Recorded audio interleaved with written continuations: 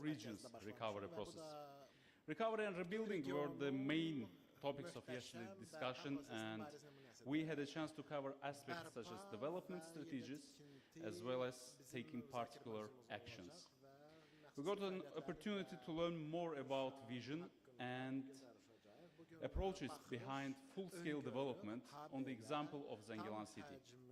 Moreover, our guests had a unique experience of meeting the local community in the Ağalı village, the first settlement recovered after the decades of desolation. So today we are going to have a full day of interesting discussions, and without delay, I would like to announce the first session of the day. The session is called Governing for the Future, Unlocking Sustainable Urban Development Throughout Effective Governance Mechanisms. The moderator is Mr. Thomas Andersson from ICAT and Urbinat, and the speakers, Mr. Yuan Menabde, Mrs. Ellen Hamilton, Mr. Aydın Kerimov, and Mrs. Reni Waindiavati. So please, the stage is yours.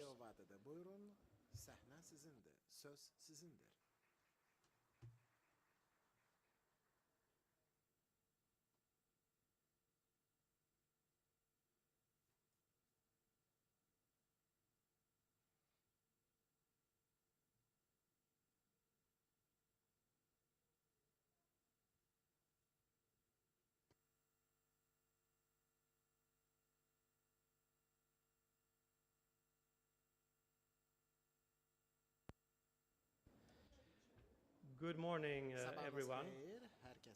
It's a pleasure to be with you here in Baku, in Azerbaijan. It's my first visit to your country, and it is very interesting to see all the things that are going on, all the efforts, all the hard work, and the ambitious plans, not least, that you have for the future. And I'm very happy to introduce to you the speakers for this very interesting session, and to start out with just a few observations on the topic we are addressing here: governance and financing for sustainable urban development. And in framing that topic, of course, I'd like to thank the State Committee here for Urban Development Architecture and Urbinat organizing, and the UN Habitat for organizing this event. Now, we are living at a time when changes are occurring world. Why is that happening now, and where are we heading? So there are a couple of critical elements to what's going on that we are all aware of, but not always put together at the same time. So on the one hand, we have technology. Technology, not least in the shape of information and communications technology, that allows us to capture information, diffuse and share information at a speed and with a reach that we've never ever been able to dream about before. Now, at the same time, what we do with this technology, where it goes, for what purpose, is not a given. It's up to us. It's about people. It's about our ingenuity, and if we use it for things that matter, or if we just basically waste our time. People have become extremely important in all of this. People have, in a sense, moved from being sort of objects to being drivers of change. What we can do with this technology is very much up to people. But people don't easily always get together and do the best things that capture the opportunities. Aligning interests is very hard. And that's where governance comes into the picture. You cannot anymore tell people, order people, what to go, how to handle this situation. You have to bring people with you. So governance is there, and resources and funding need to be there and be working with the people and with the governance systems. And then we have sustainable development. We're all aware of this subject. Sustainable development.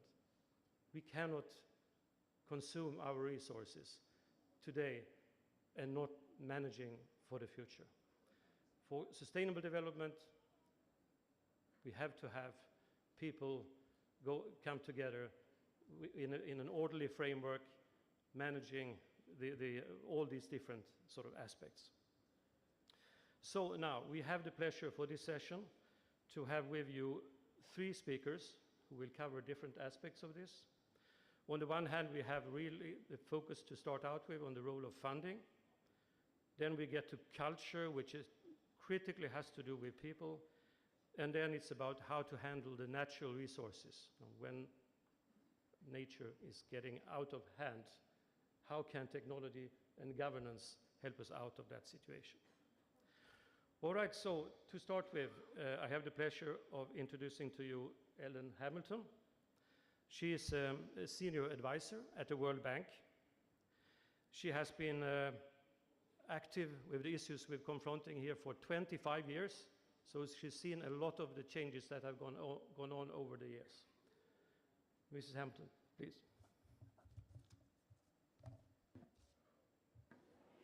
Good morning, and it's so nice to be here. I hope that my presentation will appear magically on the screen. But my name is Ellen Hamilton. I'm a lead urban specialist at the World Bank. I've had the pleasure of coming and visiting Azerbaijan for some number of years, including working directly on a series of projects actually related to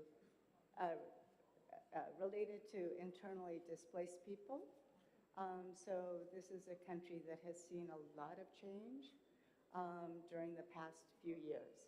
And it's really my pleasure to be here and to see just how much the great city of Baku has grown and developed. Today, I'm going to speak a little bit about connecting funding to performance, because this is always a challenge for governments everywhere. Most funding comes from national government, goes to subnational government, and at the same time, cities are where the people are. Cities are how you deliver the results at the national level that you want to see. You will not get greenhouse gas emissions without getting reductions in greenhouse gas emissions at the city level. It's not possible. You cannot meet the national goal without the local participants. In addition, finance is raised and distributed down. And the question in our mind is, how can you do this in a way that gets subnational governments, specifically urban areas, to buy into national results and to help deliver their share of what a country needs to deliver? Next slide, please.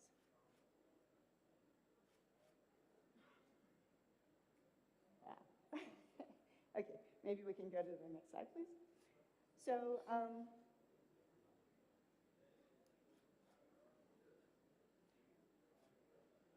is it possible to change the slides?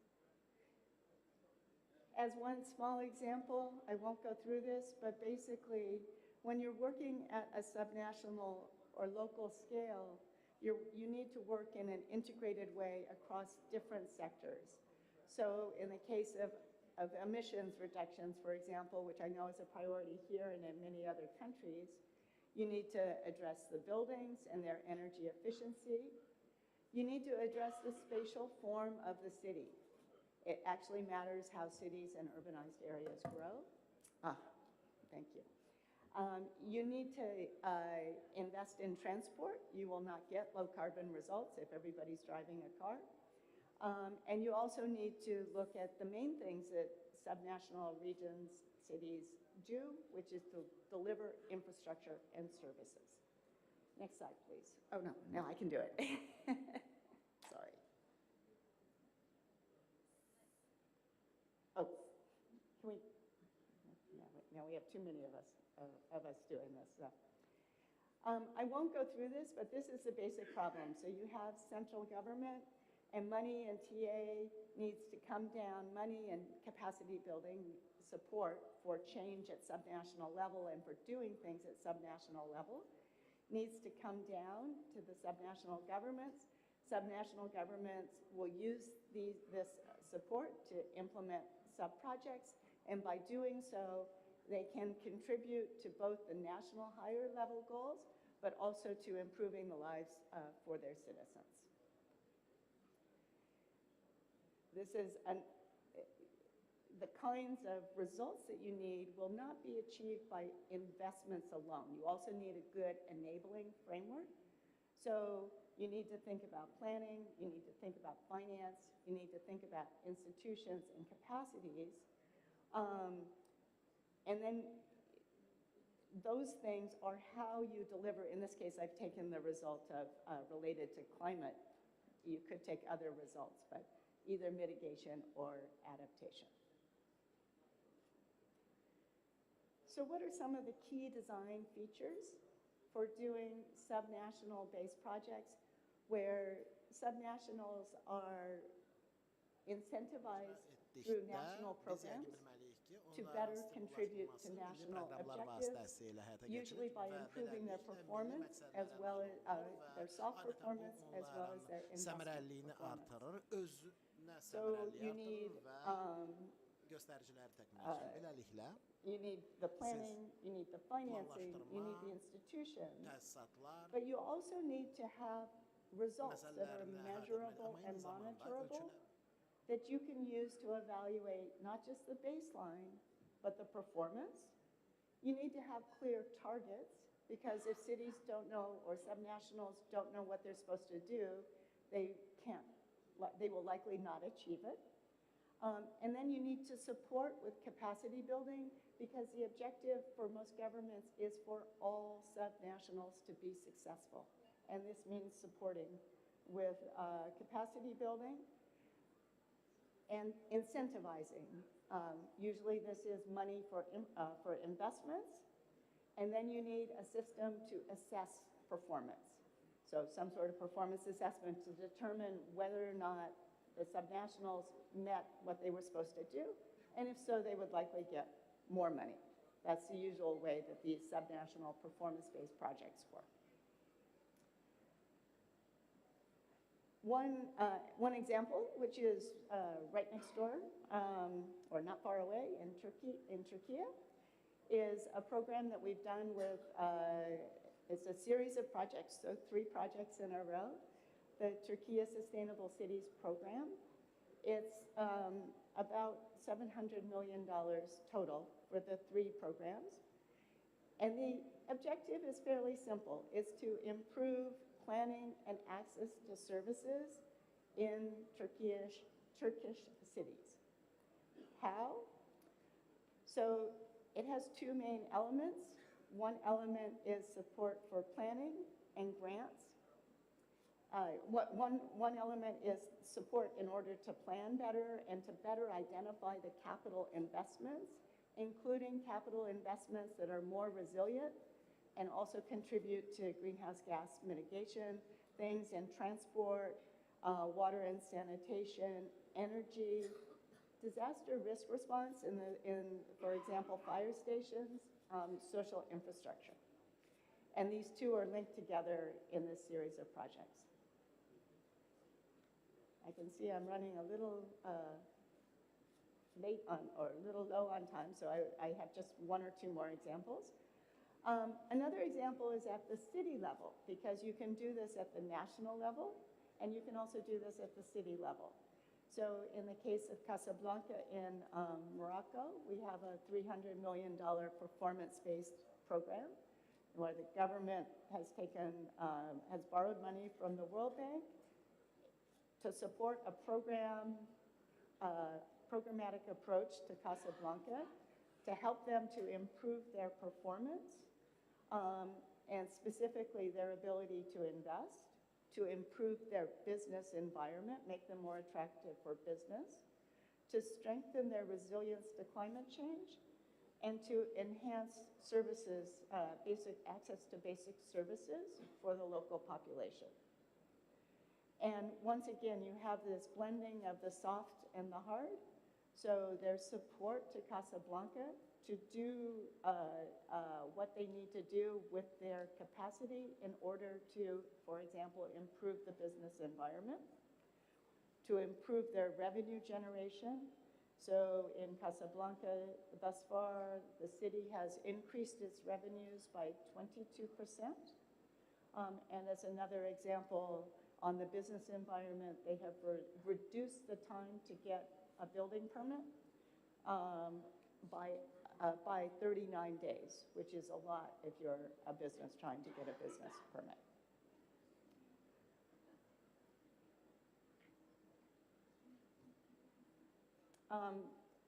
We're currently, as the world has turned more and more to carbon mitigation, we are using these kinds of approaches in order to support greenhouse gas reductions, emissions by cities. Cities emit 70% of greenhouse gases nationally. This is an example of a series of projects, or a project in preparation in China to do this. It has an objective of helping the cities reduce their greenhouse gas emissions in order for China to meet its national goals. So China says we cannot meet our national goals without the cities contributing through buildings, through urban form, through urban mobility, and through municipal services. And those are the investments that will be supported. There's one key, I mentioned that the data is very important, and one key element of this, as is true with most places worldwide, there is not good data at the subnational level about emissions, and so part of what is being done is to support them with a monitoring and verification system for emissions. So with that, thank you very much, and happy to answer any questions if Thank you indeed for that very comprehensive review of sort of the relation between the national and the local.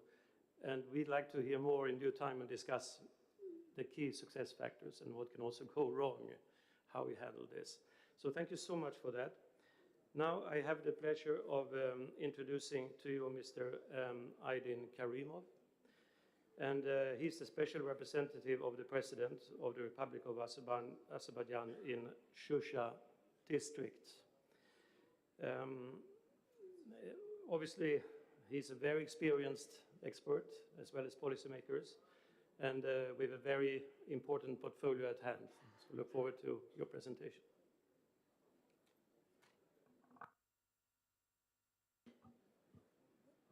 Thank you, Mr. Andersson.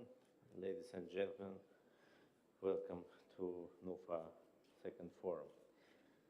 It's a pleasure to speak again to such a distinguished auditorium as it was last year. We did very interesting meetings and discussions during the first forum work. Mr. Andersson mentioned about sustainability of cities and how governance is important. The right governance is important as a driving force for the sustainability, as well as people. And Mrs. Hamilton spoke very interestingly about the particular projects as examples of governance approach and funding for building a sustainable and resilient cities. And it's very good to know that experience. But I must pay your attention also to that fact that the case of Azerbaijan's liberated territories revival is very unique.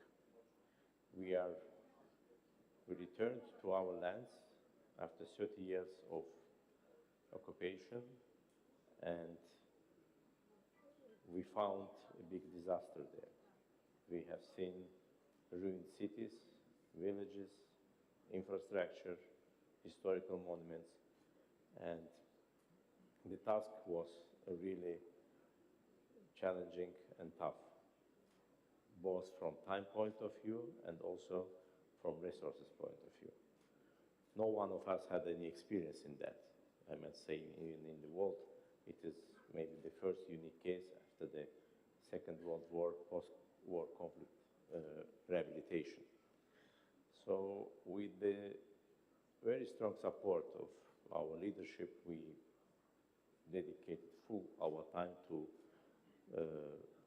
go full ahead and start planning and rebuilding. And as the planning starts and all this process started, there were challenges immediately appear, such as how to make these cities again livable, comfortable, and sustainable with the modern requirements, in the same time trying to preserve the cultural heritage. In the case of Shusha city, I must say that it's almost 3 years I am, as a chief state official there, responsible for managing all the and coordinating all the work for rehabilitation. It is very interesting, of course, but at the same time it is very, very challenging, because Shusha, being a cultural capital of Azerbaijan, has a particular place in the heart of every Azerbaijanis. And for that reason, we start from thoughtful and careful planning.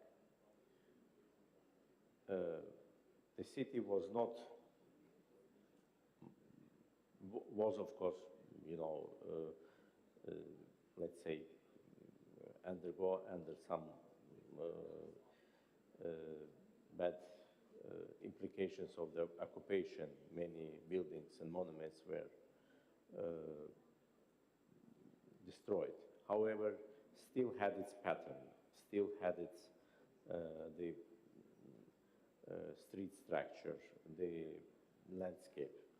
So it helped us quickly develop a plan with the help of our international consultants and master planners to make sure that how we would like the city to look physically, in the same time consulting every day and every time with residents of the cities who were living in a so-called exile for almost 30 years, because it is their memory and love to the city that helped us to develop this master plan that you see on your screen. And that's how this master plan came on the desk. We don't have high-rise buildings. We don't have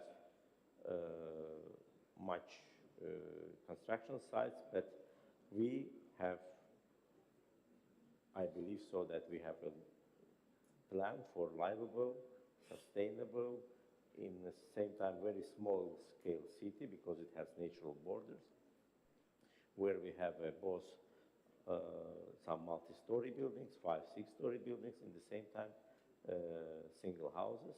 And all of this done, paying a very particular and very special attention to the historical monuments of cultural heritage. Shusha has about 200 historical monuments. Some of them in ruins, some of them are currently being restored. And to start this process of making city developing, infrastructure is important part. So the first came roads, the highways, tunnels, Victory Road that brought us to Shusha, and you can see the figures how extensive work is ongoing. These highway roads with number of viaducts and tunnels will be finished by the third quarter of the next year. And this will allow very quick and rapid communication between Shusha and Fizuli airport. We have made quite extensive work in initial steps to make sure we have a sustainable power supply, water, and heating systems. Currently, there is a big work will soon start the underground works for all streets, like bringing the gas pipelines, the new water and sewage networks, as well as electricity cabling underground. And then we hope in the next couple of years to finish all our streets and fully prepared for this, fully prepared. And as you see on your screen, that's how we found our city monuments after the occupation. And they were really in a bad shape, destroyed. So it's a big task also for us to make sure that we restore what can be restored, as well as what is, as well as to make a conservation plans to what we cannot restore. So far, we restored about 15 monuments, and currently we are doing work on 4 monuments are continuing, and significant monuments include 2 mosques of Yukhari Göfaraga and Sadli Mosque, the Carpet Museum, Vagif Mausoleum, Mehmandarov House, and Shusha Fortress.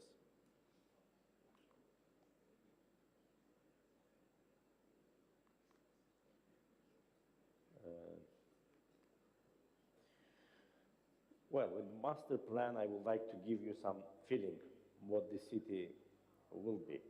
When I spoke about our expectations for sustainable and comfortable city, we always think about how this correspond with the expectations of the people who will come and soon will return to their homes. Because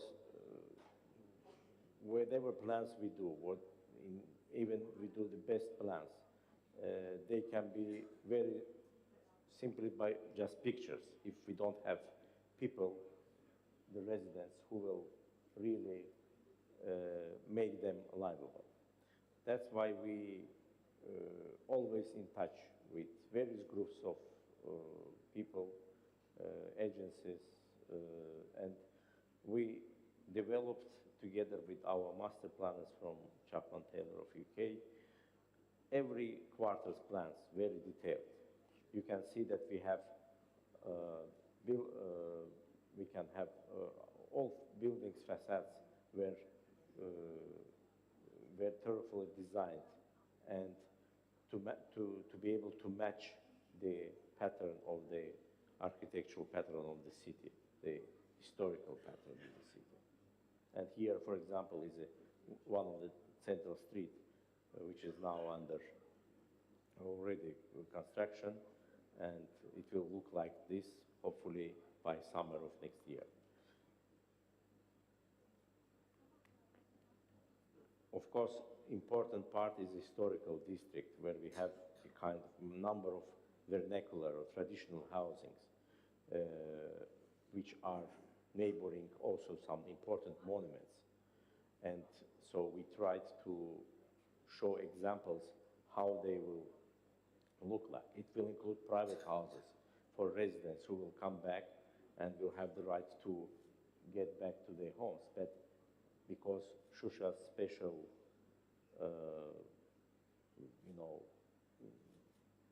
status of historical reserve, every house will have its own limitations to the facade, especially for materials to be used.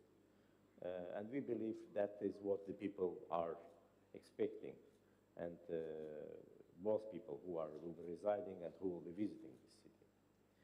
So the historical district is quite, large part of the city. For some of you, I want to say that the city is not big. Some of you visited the city, but those who never been there, It's about 500 hectares, all the area of the city. So every square meter of the city is very important for all of us, and that's why we paid so much detailed attention to that. We have mixed-use districts. It's one example of one of them, where we have both residential, non-residential facilities, offices, and other buildings. And of course, there is a lot of green spaces and public spaces available. People need to have access to the public space. Same with residential area, which is done, we are completing. And at the same time, we are preparing, doing a big restoration plans, like old school famous monument is currently being rebuilt. And in 2 years, we will have a very interesting cultural education center there. I can't speak a lot. I know the time is limited, but really I welcome everybody to come to Shusha. And just in order to save also your time, but to see a little bit before you come to Shusha, we have some small video broadcast, which was just recently recorded. And I invite you to look at this video. Thank you very much.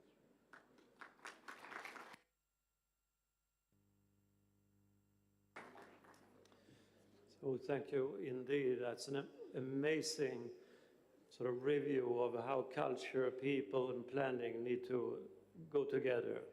So thank you for that, and look forward to visiting this place at some point in the future.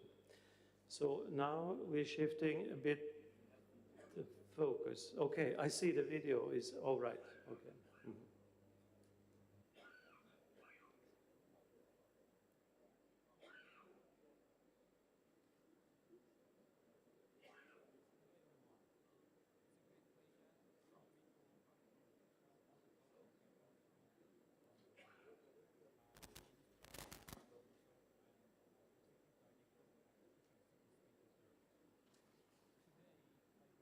I think we have some sound problem. Maybe it can be played, or they're fixing it. Yeah, okay. So.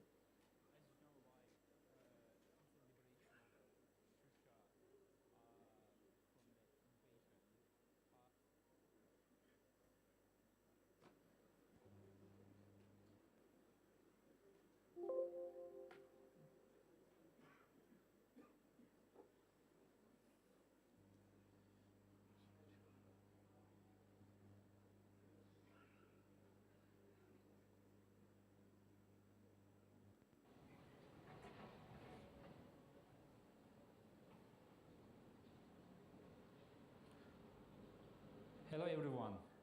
It's a great pleasure to greet all of you from Shusha, the cultural capital city of Azerbaijan. My name is Tural Novruzov. I am Executive Director at Shusha City State Reserve. Today I will talk about the reconstruction and the redevelopment works, as well as restoration and conservation works in Shusha. As you know, since the liberation of Shusha from the invasion, we started developing master plan of the city, but the main strategy in the master plan, of course, was to protect the historical sites, as well as redevelop and reconstruct the non-historical sites. And today we are standing at the high street of Shusha. The city is called Karabakh Street, and in here we have major reconstruction works taking place, and also just behind the high street we have heritage sites called Merinli Street, and we're going to show how we keep the historical sites while we develop the Old Street side. So right here, as you see, the major construction works taking place.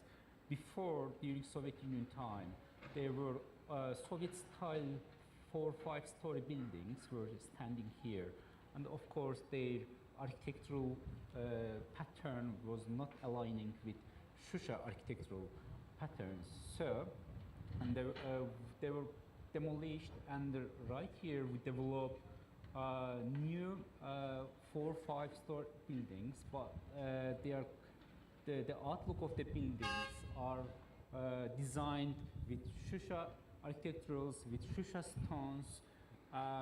Some of them are residential, some of them are hotel, and some of them are commercial office buildings. And just after here, if you look at the behind of the high street, you see the Merdinli Street, where we have historical buildings. We keep all the historical sites and historical buildings. For instance, right there we have Sadık Can's house, which is under restoration, and the other buildings are preserved, either conserved or gonna be restored in near future. And we have also conservation works just behind these trees that we keep here. And another major factor in developing the city is that we keep the green sites in the city. For instance, the trees right here you see, like these trees, we kept them. We make the buildings quite smaller, but ensure like the trees are alive and the green space in the city to be existed. And meanwhile, while developing the residential sites, the new buildings, we also restore the historical buildings. And the right end of the street, as you see there, it's Yukarı Cöferaga Mosque. And that mosque was under restoration, and it's restored by Haydar Aliyev Foundation, and it's now open to public and open service.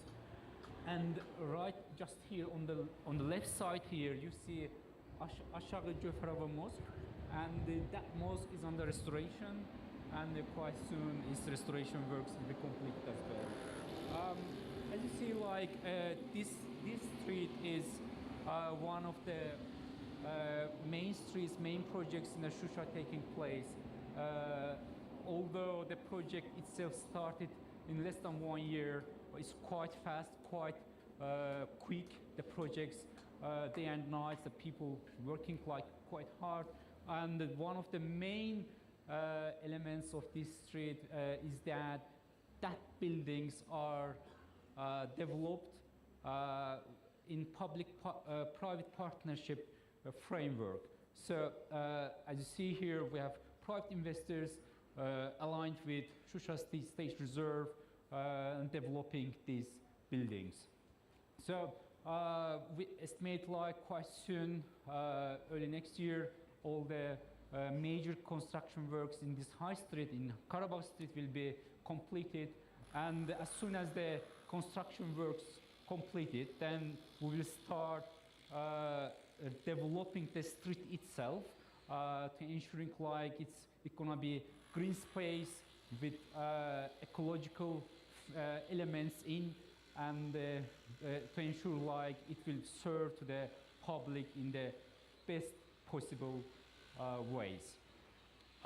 So thanks so much, and once again, greetings to all of you, and good luck in the forum.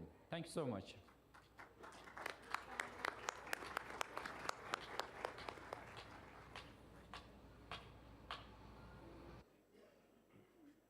So now we got even more of an insight on what's going on the ground. Very impressive, not to say the least.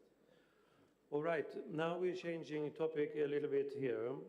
Nature is on its toes, and it's presenting us with more and more challenges that of a kind we didn't see in the past, or at least not with this kind of intensity. And Indonesia is sort of at the forefront of some of those challenges. An island state surrounded with oceans, the different natural forces are really challenging in new ways. So we're very pleased to have with us Mrs. Rami Windayavati. She's the Director of Spatial Planning, Ministry of Agrarian and Spatial Planning at the National Land Agency of Indonesia.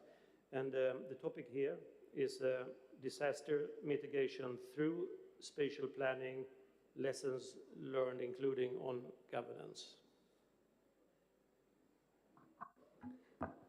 Thank you, Mr. Andersson. Ladies and gentlemen, all the participants of National Azerbaijan National Urban Forum, good morning, and hoping everyone is fine. My name is Reni Windiawati from Indonesia. I work at Ministry of Agri and Special Planning Affairs. It's very precious for me to be participated in this event, and also I can share what our expression dealing with the sustainability issues in urban development, especially caused by disaster. And I hope it can learn how disaster can destroy all the people living, and how we can redevelop again our cities. First of all, I want to show the Indonesian. Indonesia is very big country. It is an archipelago country in Southeast Asia, which consists of 17,000 islands and considered as the largest archipelagic state. Indonesia is also the world's fourth most populous country. From the census, you can see Indonesian population projection that now we have the 2,700 million people who are living in urban areas is 69%, and it is projected that 70% of population, Indonesian population, will be live in urban areas. But we can see that as Indonesia is very potential disaster risk areas. If you see the left picture, there is very red dot, almost Indonesian areas, because this is a very dangerous area, because Indonesia is located at Pacific Ring of Fire, almost in Indonesia, all areas, and geologically located in active collision zone between three giant plates. So it will be around 28 earthquake center zone there, 129 active volcanoes, as well as tsunamis and lies vulnerability. And Indonesia has also potential risk about floods and droughts, and also disaster affected by global climate change and human activities such extreme winds, abrasion, extreme weather, droughts, and forests, also land fires. We have a problem with fires almost years in Indonesia. Talking about the sustainability of in the sustainability development goals, that of course we need some tools how make the city can be developed properly by paying attention to existing resource and space requirements of any kind and activity development. And I think we also agree that spatial planning is one tool how to create a space that is safe, comfortable, productive, and sustainable. We have law number 26 of year 2007, which has been amended by law number 6 year 2023 regarding job creation, which regulate that our spatial planning will be unified plan called one spatial planning policy that will integrate the spatial plan policy for airspace, land space, marine space, and subspace into one spatial planning document, which has been that every spatial plan prepared by various sectors separately into one spatial planning policy. And if you see in the right slide, that there are various legal documents for spatial planning in Indonesia at the central or regional level. In national level, we have National Spatial Plan, Island Spatial Plan, and National Strategic Area Plan. In the regional level, in provincial level, there is only one, that is Provincial Spatial Planning. And in urban or regency level, there are City Spatial Plan, Regency Spatial Plan, and Detailed Spatial Plan. I think almost know about how the spatial planning works for preparing the spatial plan, that the document of spatial plan will be prepared by considering various aspects called thematic geospatial information, including disaster data and information. All this thematic data will be analyzed by overlapping one to another to produce carrying capacity or land capability, and based on the result of carrying capacity will determine the sustainable space utilization activities. And then by input of sector programs and new policy, spatial planning document can be produced and revised as a regulation. And we see in the bottom of the slide, we have each spatial planning document will be stipulated in every regulation. And how the spatial planning will be taking part into disaster mitigation here. We have law number 24 of year 2007 for disaster management, that based on this law, the disaster management planning in Indonesia is divided into two stages. First, the pre-disaster stage. This is a prevention stage for potential disaster area where spatial planning will play roles in providing information about the allocation of space that is safe to build, controlling the use of space that has potential to be serious damage during the disaster, and also mitigation effort regulated in spatial planning document. And second is the post-disaster, is disaster response stage and the rehabilitation and reconstruction stage, where spatial planning, of course, plays the roles as the basis for determining safe location, evacuation routes in place, including places for relocation. And disaster management planning, the community has also an important role. Everyone has responsible for the environment and protecting the environment to reduce the impact when disaster risks occur. And the post-disaster, the collaboration between government, society, academic, business, and also media is needed to be speed up the rehabilitation and reconstructive process.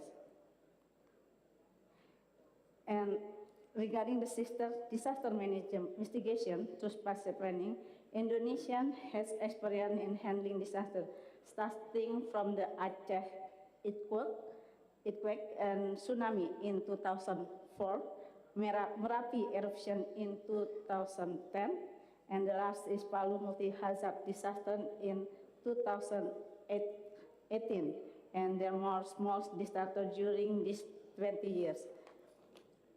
One of the lessons how to mitigate disaster to spatial planning that I can share today is disaster in the Palu city.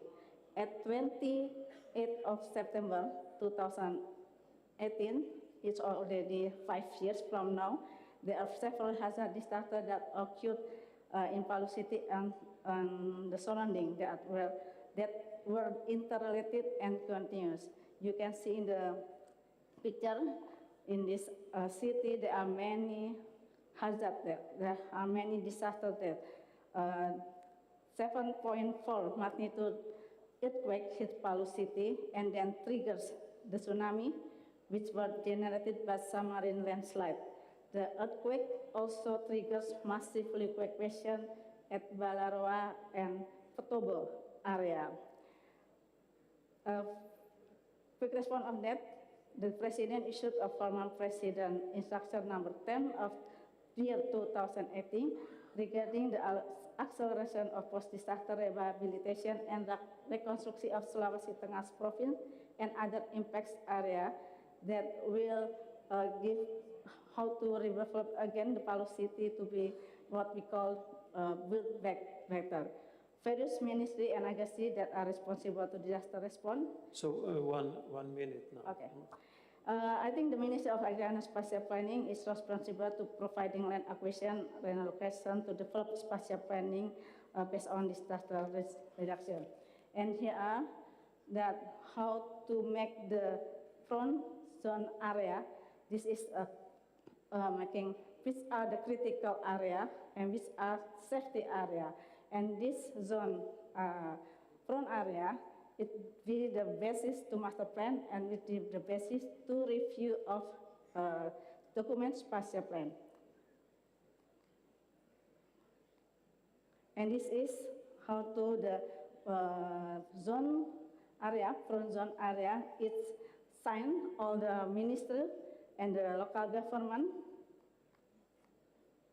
And this is how the zone front area is transformation to the spatial planning document, Palu special planning document, and also the detailed spatial plan of Palu. And the last, this is the current situation.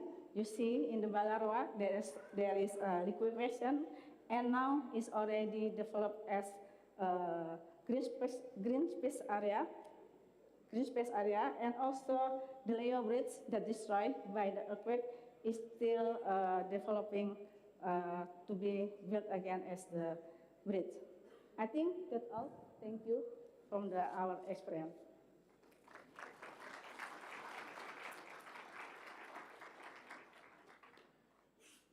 Thank you indeed for that expose, how you're handling this situation. We are confronted with such challenges today and in the future. We will have more of it, flooding, fires, and so forth, heat waves. Now, we've had three distinct perspectives here: governance, the planning, the financing, relations between the national, local level, importance of people, cultural assets, how you can develop those. At the same time, nature, what nature brings. The gift of nature is there, but it's also partly getting out of hand, and we have to manage it. So we don't have much more time left, I believe, but I wanted to give a chance for some question, comment from the floor. Please, over there. We have two questions here. Do we have a microphone?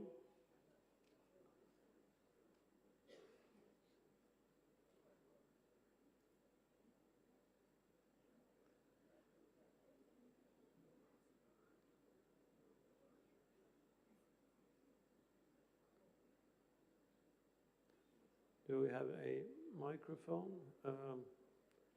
Organizer, do we have a microphone for the...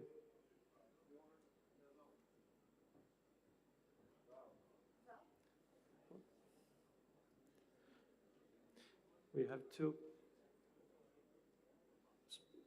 comments, so please.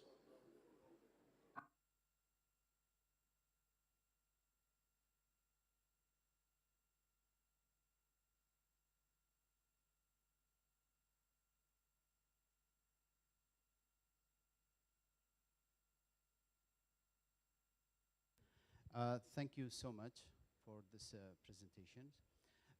I am Dr. Mazen from Iraq, Kirkuk City, Master Plan Project. I'm supervisor of Master Plan Project of Kirkuk City. First of all, I wanted to express my attitude, my gratitude about this nice meeting. My question is for Mr. Aiden about the historical places, and then conversing about the historical places. We have a problem in our city. You know, Iraq is full of the ancient area. and is Babylon and Ur, Hatra, and so on, Nineveh.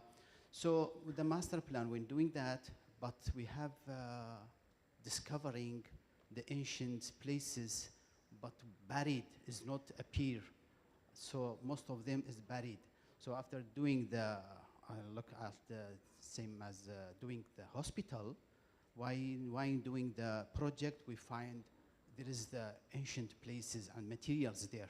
So if you change, so we are losing money and losing. So what is your advice in case in this type of the project? Thank you so much. Thank you, Mr. Nazim. Very good question, by the way, because we faced same situations in Shusha. Of course, Shusha is relatively young to the ancient Iraqi cities. It's about 300 years old. So, but still, when we do excavations, especially during the on this central street or other places, we time to time find some interesting so-called archaeological places. For that, we have a protocol. We immediately stop the works because it's historical reserve and all construction companies. But we have a very immediately inform. I don't know whether in Iraq you have this structure or not, but in some countries it is existing, as well as in Azerbaijan. We have a special institute of archaeology under Academy of Sciences. Their representatives comes immediately to the site, and because they know they are experts in this, and after a certain time, maybe a week, 10 days, not more, we get answer from them whether this ruin or archaeological discovery has important historical importance, whether it's monumental importance, or it was just a kind of, cellar or something like that. And then our state reserve has the right in its constitution to decide whether it's monument, it has to be preserved, and we do adjustment to the existing project, or we decide it's not historically important. We have qualifications review and the experts review, and based on that, we allow the construction company to do construction. We have examples already. If you come to Shusha, you see the new brand 5-star hotel, Shusha Hotel.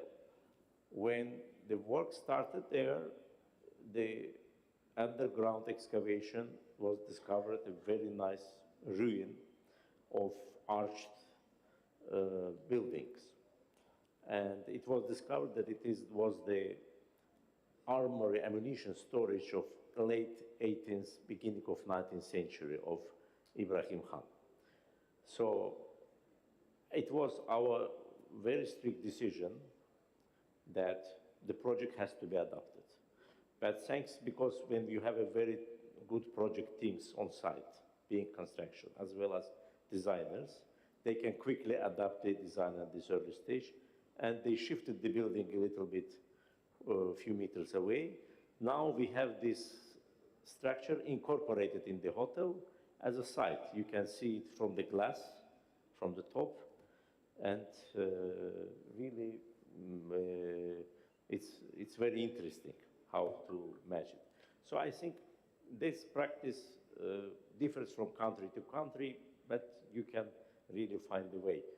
I mean, if you bring the example of Rome in Italy or something, when they still cannot finish the subway stations system in Rome, because every time they excavate, the old Rome discoveries comes. There is another challenge, but Thank you. The way Thank you very much. And we have another comment.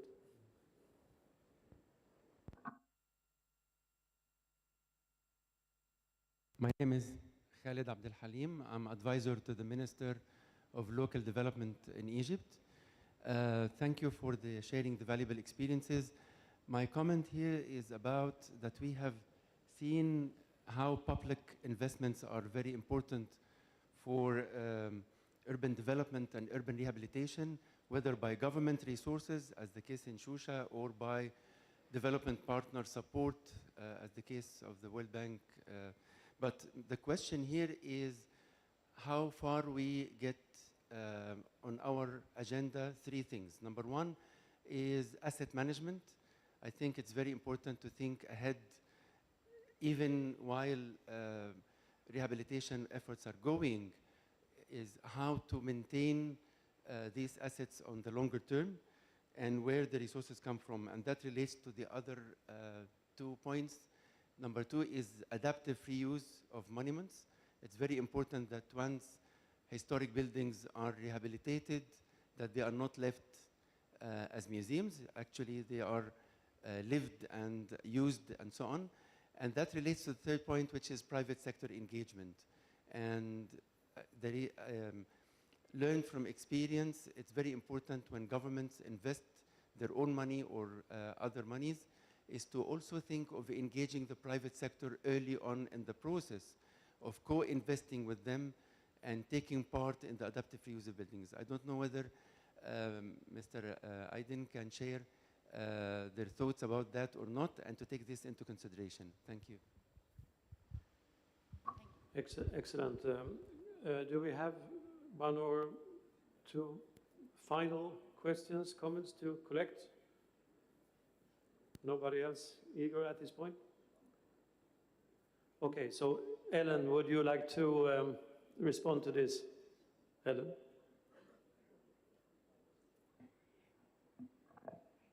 Yes, so absolutely, and I would say that the areas that you've identified are all related to improving the performance and the outcomes of what happens at the subnational level. Particularly, you pointed to asset management, which we have found across the globe is a big problem. People, municipalities or subnational governments, local governments do not know what their roads are, whether or not they have drainage, what kind of drainage is on the road. I've been working a lot in some of the European member states, and it's there, what we see is that there's a lot of incentives to do new capital investments and not many incentives to actually operate efficiently the existing investments. And the first step for operating efficiently is to be aware that you have it. So if you don't have some sort of asset management system, you can't address that. On the adaptive use, or shall we split? Because this was okay. On the adaptive use of monuments, I think absolutely. I have not yet had the pleasure of going to Shusha, but I understand that that is part of how you're thinking about the city being a living city, not just a museum city. On the private sector and engagement, yes, private sector engagement in individual activities, I would imagine, I'm just guessing, but I would imagine in Shusha there's some of that going on. We certainly see that in most places, especially around the tourism and the cultural heritage kinds of locations. That's one very good place to get private sector, but also in terms of basic services. There are many different ways to structure service delivery that can engage with the private sector in solid waste, for example. There's often quite extensive private sector involvement in the collection and in managing the landfill. So. Thank you for this question. I would thank you, Ms. Ellen. It was very good what you mentioned about the strategic approach.